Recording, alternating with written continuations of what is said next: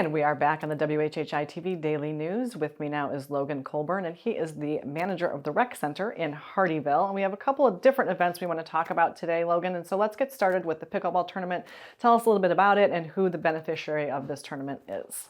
Yeah, so we are hosting the Serve and Support Pickleball Tournament. It's benefiting a former Hardeeville police officer named Mike Benton. He's recently been diagnosed with cancer and he's underinsured. So the city manager and city council asked us to come up with a way to raise some funds to help him and his family out. So we are hosting that this Friday and Saturday. It has 6 divisions. We have 37 teams registered. And we'll have some raffle items as well to raise some additional funds. That's a big number. 37 teams is a big. Are people still able to sign up, or is that closed at this point? We have room for 3 more teams. We can host up to 40. So we're almost full, but we are still registering for those 3 spots.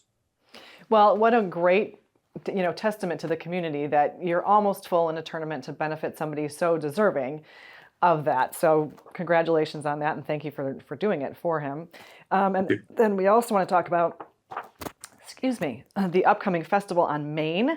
I know that's one of the big ones of your season out there in Hardeeville. So talk to us about this year's event.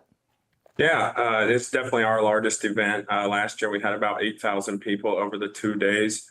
This year we're expecting a little more than that. Friday night we have 20 Rod performing their Zach Brown Band tribute. Saturday we have Sons of Sailors, which is a Jimmy Buffett tribute band. We will have carnival rides, food and craft vendors. Saturday night we're actually doing glow-in-the-dark mini golf on our turf football field, which is free for all attendees. We'll have inflatables and train rides for kids, so it'll definitely be a great time. And like you said, every year it gets kind of bigger and bigger. And so what are some of the things that you look forward to every year when you're hosting this event? My favorite thing is just seeing all parts of our community come out and enjoy the same event. The music's always a great time, and there's not a whole lot going on in terms of fairs in our area. So having the carnival rides and getting to see all the families bring the kids out and enjoy that stuff it's super fun. Well, and of course you mentioned it, but I think it is important to note that it is obviously a family-friendly event for the entirety of the festival, correct?